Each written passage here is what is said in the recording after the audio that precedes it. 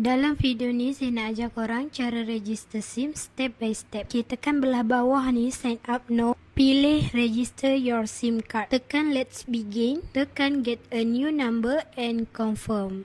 Dekat sini korang kena pilih physical SIM dan tekan confirm. Scan barcode SIM dekat sini. Lepas tu pilih salah satu number yang korang nak guna. Masa ni korang kena pilih plan. Kalau tanya kita orang suggestkan untuk guna Epic 35 sebab dia full hotspot dan boleh hotspot ke mana sahaja. Tapi kalau nak pilih plan lain pun tak ada masalah. Ini saya nak pilih yang Epic 35 ni. Dan dekat sini korang tekan imbas dokumen. Okey, scan lah korang punya kad pengenalan. Tekan seterusnya. Okey, scan muka korang.